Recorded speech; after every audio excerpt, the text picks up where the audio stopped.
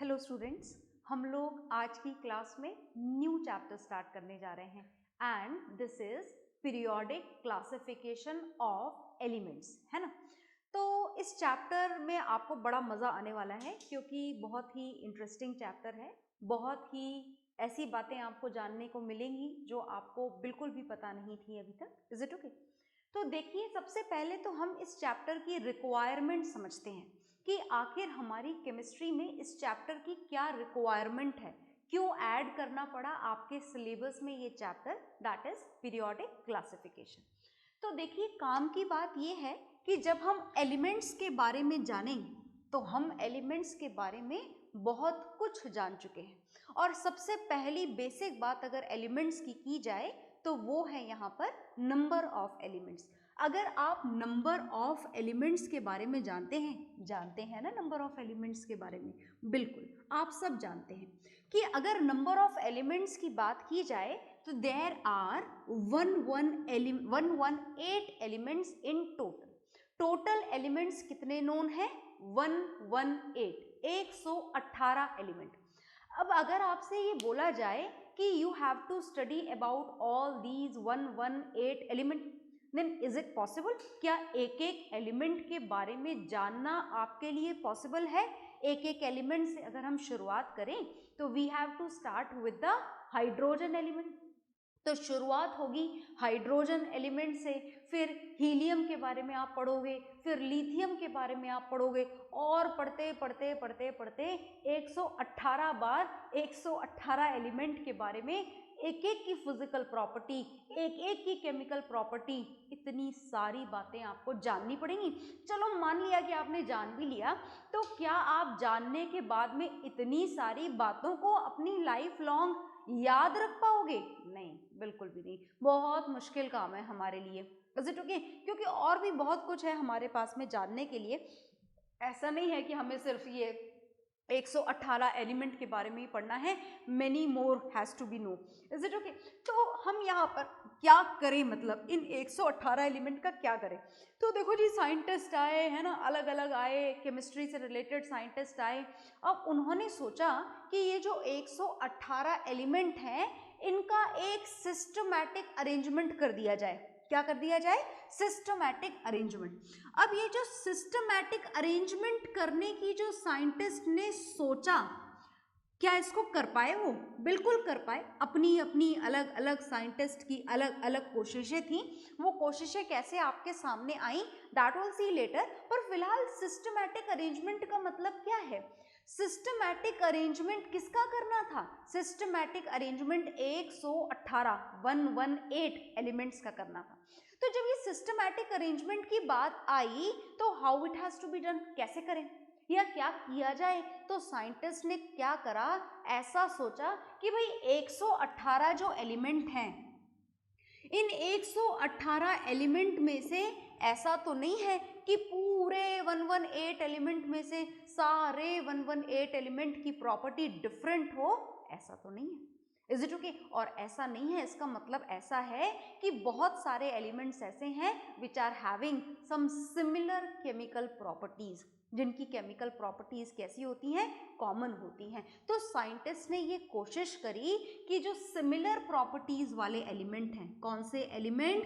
Similar properties वाले element. ध्यान से सुनिएगा, we are talking about the elements who are having the similar physical and similar chemical properties. इन्होंने कोशिश करी कि they should be keep together, इनको एक साथ रखने की कोशिश करी, सिमिलर प्रॉपर्टीज वाले एलिमेंट्स को। And in this way only the study of 118 elements becomes easier to each and everyone। भाई 118 एलिमेंट के बारे में जानना है ना, मुश्किल काम है। एक आपने क्या करा कि 118 एलिमेंट के, ऐसे ही मैं जस्ट एग्जाम्पल बता रही हूँ, दिस इज नॉट ट्रू, पर आप मान लीजिए कि हमने 118 एलिमेंट के ना 10 ग्रुप बना दिए, तो कहाँ तो आपको 118 एलिमेंट के बारे में एक एक एक एक एक एक करके जानना पड़ेगा। कहाँ आपने सिर्फ 10 ग्रुप के बारे में जाना, तो 10 ग्रुप के बारे में जानना आसान है, बजाय कि हम 118 एलिमेंट के बारे में इंडिविजुअली जानकारी हासिल करें, है ना। तो बस, तो साइंटिस्ट ने इस कार्यक्रम में आपकी किस तरीके से मदद करी, that we are going to know in this chapter, that how the elements of similar physical and chemical properties are kept together। किस तरीके से, किस हिसाब से उन्होंने एलिमेंट्स को इस तरीके से अरेंज करा कि जो similar physical and chemical properties वाले एलिमेंट थे वो अपने आप ही एक साथ इकट्ठे हो गए। Is it okay? तो चलिए हम इस बात को यहाँ पर जानने जा रहे हैं और सुनिएगा ध्यान से, कोशिशें कैसे कैसे की गई। साइंटिस्ट ने कोशिशें करी, उनकी कोशिशें फेल भी हुई, बहुत सारी प्रॉब्लम्स आई साइंटिस्ट के सामने, and finally we get the solution. Finally सबको सॉल्यूशन मिल गया, साइंटिस्ट को भी सॉल्यूशन मिल गया और हमें भी सॉल्यूशन मिल गया। किस बात का सॉल्यूशन मिल गया? कि 118 एलिमेंट को ना पढ़ के उनकी ग्रुपिंग कैसे की जाए, इस बात का सॉल्यूशन मिल गया। आई बात आपको समझ में? तो चलिए जानने की कोशिश करते हैं। तो शुरुआत, एक सक्सेसफुल जो शुरुआत थी, ये जो कोशिश थी एक सक्सेसफुल डायरेक्शन में आगे किसने बढ़ाई? इस कोशिश को सबसे ज़्यादा सक्सेसफुल तरीके से आगे बढ़ाने की कोशिश करी डॉबरीनर साइंटिस्ट ने। और इन्होंने किस तरीके से कोशिश करी, बहुत ध्यान से सुनिएगा, है ना। बहुत इम्पॉर्टेंट टॉपिक है ये।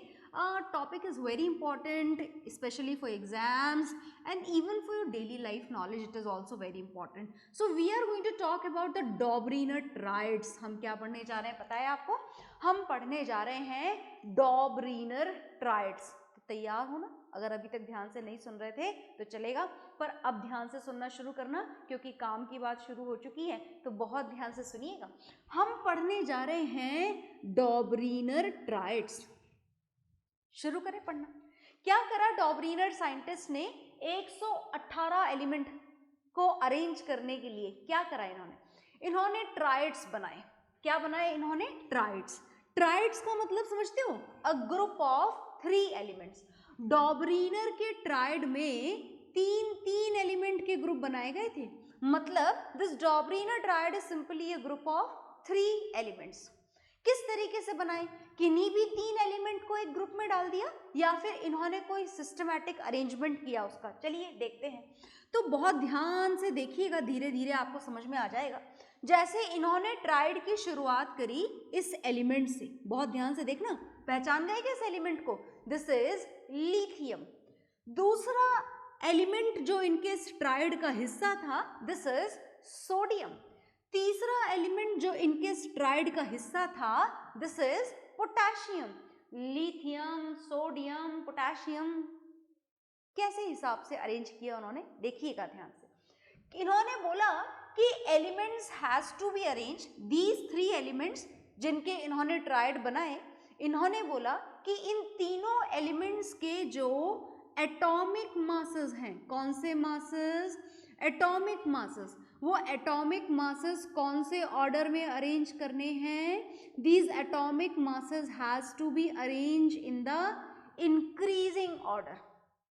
समझ में आई आपको क्या बात बोली है? आपको ये बोला जा रहा है कि when this Dobriner is going to make these triads, which is, बहुत ध्यान से सुनना, which is a group of 3 elements, and in these groups all these 3 elements must be having the similar properties। इन तीनों की क्या सेम होनी चाहिए? Properties same होनी चाहिए। आई बात समझ में? और प्रॉपर्टीज सेम है या नहीं है वो तो हम जानेंगे ही सही अभी। उसके अलावा इनको अरेंज करने के लिए इन्होंने बोला कि जो इन तीनों एलिमेंट्स के एटॉमिक मासेस हैं वो कौन से ऑर्डर में होने चाहिए? इंक्रीजिंग ऑर्डर में। तो चलो चेक कर लेते हैं कि क्या इन तीनों एलिमेंट्स के एटॉमिक मासेस इंक्रीजिंग ऑर्डर में है या नहीं है। तो लिथियम का एटॉमिक मास होता है 7, सोडियम का एटॉमिक मास होता है 23। याद होंगे आपने 9th स्टैंडर्ड में पढ़े थे। तो these are the atomic masses of lithium, sodium, और पोटेशियम का एटॉमिक मास होता है 39। So is it true that Dobriner told us to arrange all these 3 elements in the increasing order of atomic masses? Yes, it is true.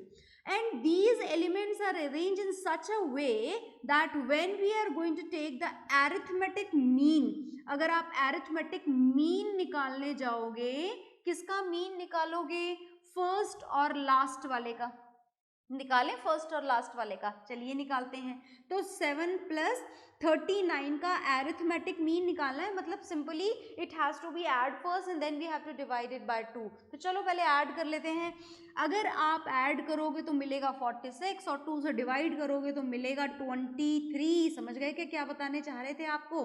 बात ये बताना चाह रहे थे, ये डॉबरीनर जी हमको ये बताना चाह रहे थे that when the elements are arranged in such a way that their atomic masses are kept in the increasing order in such a way that when we are going to find out the arithmetic mean of first and last element in such a way, then it will give you the atomic mass of the middle element. This was the concept which is used by the Dobriner. Is it okay? यही concept था। इन्होंने बोला कि आपको 3-3 element के group बनाने हैं और इन 3-3 एलिमेंट के ग्रुप को इन्होंने क्या नाम दिया? ट्राइड्स नाम दिया। और इन तीनों एलिमेंट के ग्रुप में क्या खास बात होनी चाहिए? That when these 3 elements are arranged then their atomic masses should be kept in the increasing order. ये रख दिया आपने इंक्रीजिंग ऑर्डर में। Is it okay? And in such a way they have to be kept that if we are going to find out these two arithmetic mean of these two, then we will get the atomic mass of the middle element. तो देखिए आ गया, lithium और potassium का आपने arithmetic mean निकाला तो sodium के atomic mass के बराबर आ गया। और ये जो ट्राइड मिला, क्या इस तीनों एलिमेंट की, लिथियम की, सोडियम की, पोटेशियम की, क्या इन तीनों एलिमेंट की प्रॉपर्टीज सेम है? तो चलो हम जानने की कोशिश करते हैं कि क्या इनकी कोई प्रॉपर्टी सेम है। देखिएगा ध्यान से, बिल्कुल इनकी प्रॉपर्टी सेम है। First property which is very important that they all are the metals. ये सारे कौन से मेटल्स हैं? मेटल्स हैं। और इन सब में जो दूसरी बात कॉमन है that is they all are having the electrovalency, they all are having the same value of electrovalency which is +1। इनकी इलेक्ट्रोवैलेंसी कैसी होती है? +1 होती है। Is it okay? और भी बहुत सारी so many properties are there which are common in these 3 elements. तो ये आपने पढ़ा डॉबरीनर का एक ट्राइड। तो क्या डॉबरीनर का सिर्फ एक ही ट्राइड था या और भी ट्राइड थे? बिल्कुल और भी ट्राइड थे। तो देखिएगा मैं यहाँ पर और ट्राइड बनाने जा रही हूँ, पर आप उससे पहले इसको नोट डाउन कर लीजिए, फिर हम इसका नेक्स्ट ट्राइड देखेंगे। ओके,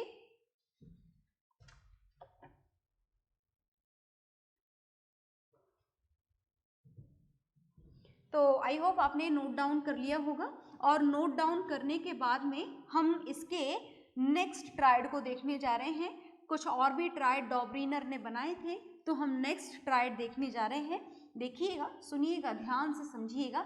ये पहली शुरुआत थी, या फिर आप यूँ बोले कि ये पहली सक्सेसफुल शुरुआत थी एलिमेंट्स को उनकी सिमिलर प्रॉपर्टीज के हिसाब से किसी ग्रुप में अरेंज करने की। ये पहली सक्सेसफुल शुरुआत थी। Is it okay? तो चलिए हम इसको जानते हैं, समझते हैं। देखिएगा ध्यान से, आप डॉबरीनर ट्राइड पढ़ रहे हैं और डॉबरीनर ट्राइड का सेकंड ट्राइड मैं आपके सामने यहाँ पर लिखने जा रही हूँ। बहुत ध्यान से देखिएगा। This, according to this second triad, the elements which are kept in this second triad is, first is chlorine, second is bromine, third is iodine. ये जो नेक्स्ट ट्राइड इन्होंने बनाया डॉबरीनर ने, it is here in front of you, and again the elements has to be arranged in the increasing order of atomic masses. So we are going to arrange them in the increasing order of atomic masses. देखिएगा ध्यान से, chlorine का जो atomic mass होता है, atomic mass का मतलब mass of one atom, and it is 35.5 units. Bromine का एटॉमिक मास होता है 80। आप ये यूनिट ना लिखें तो चलेगा, आपको यहाँ पर कोई न्यूमेरिकल कैलकुलेशन नहीं करनी है, so you leave with the value only. When we talk about the iodine, then its atomic mass is 127। अब हमें पहले तो चेक करना है कि फर्स्ट वाले का और जो लास्ट वाला है इसका एरिथमेटिक मीन जो है वो मिडिल एलिमेंट के एटॉमिक मास के बराबर आ रहा है या नहीं आ रहा है। तो हम दोबारा से इसका एरिथमेटिक मीन निकालने जा रहे हैं। देखिएगा ध्यान से, this is 35.5 plus 127 and it has to be divided by this 2. 2 से आपको इसे डिवाइड करना है। तो चलिए 2 से डिवाइड कर लेते हैं, पहले ऐड कर लें फिर 2 से डिवाइड कर लेंगे। तो ऐड करने के लिए आपके पास में ये दो वैल्यूज हैं, this is 127 and next is 35.5। तो आप ऐड कर लीजिए, बहुत ही आसान काम है आपके लिए। ये कर लिया आपने ऐड और आपको वैल्यू मिली 162.5 units which has to be divided by the number 2। किससे डिवाइड करना है आपको? 2 से डिवाइड करना है। और जब 2 से डिवाइड करेंगे आप इस वैल्यू को तो आपको आंसर मिलेगा 81.25 यूनिट्स। तो now is it similar to each other? No, not at all. Bromine का मास 80 है, पर आप ये बोल सकते हैं कि this mean value, arithmetic mean value of these to element is approximately same as the atomic mass of bromine. approximately same है, approximately same है, and this approximation is sufficient to keep these three elements in the similar triad. तो ये इन्होंने बनाया next tried. अब देखिएगा ध्यान से, ये जो नेक्स्ट ट्राइड इन्होंने बनाया है, क्या इन तीनों एलिमेंट की जो ट्राइड में रखे गए हैं इनकी प्रॉपर्टीज आपस में मैच करती हैं? चलिए चेक कर लेते हैं, देखिएगा ध्यान से। First property which is common in all these elements that they all belongs to the halogen family. In elements को क्या बोला जाता है? हेलोजन बोला जाता है। हालांकि एलिमेंट एक आध और भी है, जैसे fluorine is missing in this, but then also these 3 elements are belongs to the halogen group. कौन से ग्रुप को बिलोंग करते हैं? ये हेलोजन ग्रुप को बिलोंग करते हैं। सेकेंड प्रॉपर्टी जो इनकी कॉमन है, that they all are non metals. ये सारे ही एलिमेंट कौन से हैं? ये सारे ही एलिमेंट नॉन मेटल्स हैं। थर्ड प्रॉपर्टी जो इनकी कॉमन है, दैट इज देयर वैलेंसी। इनकी वैलेंसी भी कॉमन है। क्या है इनकी वैलेंसी?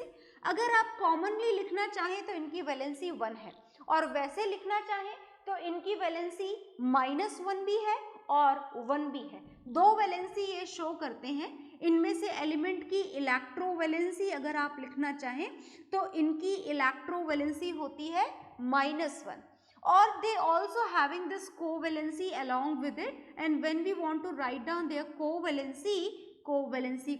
नहीं लिखेंगे, we will use the word covalency, and when we want to write down their covalency, then the covalency which is common in all these 3 elements, this is 1. So this is the another triad which was given by the Dobereiner. हम और भी triad लिखेंगे, पर आप इसकी property और इसकी सारी कैलकुलेशन अपनी कॉपीज में नोट डाउन कर लीजिए, okay?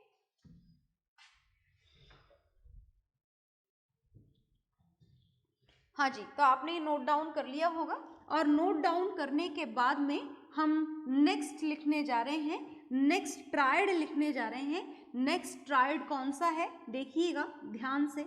Next triad which was given by the same scientist Dobereiner. कौन सा ट्राइड इन्होंने हमको दिया था? Which is having some similar properties along with the increasing order of atomic masses in such a way that the arithmetic mean of first and last element gives us the atomic mass of the middle element, right? तो इस तरीके से आपको 3 element यहाँ पर क्या करने होंगे? इस तरीके से आपको यहाँ पर 3 एलिमेंट अरेंज करने होंगे। सो द नेक्स्ट एलिमेंट देखिएगा ध्यान से, जो नेक्स्ट एलिमेंट नेक्स्ट एलिमेंट नहीं, next group of 3 element, next tried बोले हम तो ज़्यादा बेहतर होगा, तो हम नेक्स्ट ट्राइड ही बोलते हैं। तो हम नेक्स्ट ट्राइड लिखने जा रहे हैं, देखिएगा ध्यान से, जो नेक्स्ट ट्राइड लिखने जा रहे हैं, दिस इज कैल्शियम। जाना पहचाना एलिमेंट है कैल्शियम तो आपका, पर ये जो सेकेंड एलिमेंट है ये ज़्यादा जाना पहचाना नहीं है, this is Sr, and Sr is for strontium. ये कौन सा एलिमेंट है? लिख देती हूँ मैं यहाँ पर इसका नाम, because this element is not common at all, so we are not at all able to keep it in our mind. So this is strontium, and the third element of the same triad is barium. ये 3 element का group आपने बनाया है यहाँ पर, calcium, strontium and barium element हैं ये। इनको भी इनके एटॉमिक मासेस के इंक्रीजिंग ऑर्डर में अरेंज करना है। कैल्शियम का एटॉमिक मास होता है 40 और बेरियम का एटॉमिक मास होता है 137। So let's find out the atomic mass of strontium by finding the value of the arithmetic mean of these two. तो एरिथमेटिक मीन आप फाइंड आउट करने जा रहे हैं। First is 40 and second is 137 and it has to be divided by 2। किससे divide करेंगे आप इसको? 2 से डिवाइड करेंगे और आप उससे पहले ऐड कर लीजिए। तो ऐड करने से आपको वैल्यू मिलेगी 177 और 177 को जब आप 2 से डिवाइड करेंगे तो देख लीजिए आपको क्या वैल्यू यहाँ पर मिलने वाली है। यहाँ पर आपको वैल्यू मिलने वाली है 88.5। एग्जैक्टली 88.5 तो नहीं, पर स्ट्रोंशियम का जो एटॉमिक मास है this is approximately equal to 88.5। So this can be learn, ये आप याद रख सकते हैं। अगर आप ये जानना चाहें कि क्या इस ट्राइड की भी कुछ कॉमन प्रॉपर्टीज हैं, तो बिल्कुल इस ट्राइड की भी कॉमन प्रॉपर्टीज हैं। कॉमन प्रॉपर्टीज ये हैं that they all are known as alkali earth metals. इन तीनों के लिए ही हमने एक कॉमन नाम यहाँ पर प्रोवाइड कर रखा है that they all belongs to the group of alkali earth metals. क्या बोला जाता है इनको? एल्कलाई अर्थ मेटल्स इनको बोला जाता है। दूसरी बात जो कॉमन है that is they all are having the common value of valency, this is +2 and this value is also known as their electrovalency। तो देखो आसान हो गया ना। कहीं आप पहले कैल्शियम की वैलेंसी याद करते +2, फिर याद करते बेरियम की वैलेंसी +2, फिर याद करते स्ट्रोंशियम की वैलेंसी +2, तो कितना आसान काम हो गया। एक बार में ही आपको तीन एलिमेंट आपको याद रहेगा, calcium, barium, strontium, they all are having the same valency which is +2। So in this way the things which has to be learned, which has to be kept in our mind, this process of learning each and everything becomes easier to each and everyone. Is it okay? So this was the first successful way to make a particular group of elements which are having the similar physical and chemical properties. Is it okay? So these three elements are having more common chemical properties, but we are going to write down these two only here. Okay? तो आप पहले इसको note down कर लीजिए. Then we will learn something more about this chapter, periodic classification of element. Okay?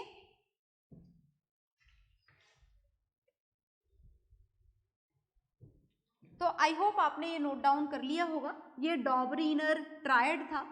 डॉबरीनर ने ऐसे कुछ 3-4 triad हमको प्रोवाइड करे, पर आज की डेट में अगर आप बात करें कि when we talk about the periodic classification of element, जब हम 118 एलिमेंट को अरेंज करने की बात करें, तो ये जो डॉबरीनर साइंटिस्ट थे, इनका ये जो ट्रायड बनाने का तरीका था, ये 118 एलिमेंट पर एप्लीकेबल नहीं हो पाया। Is it okay?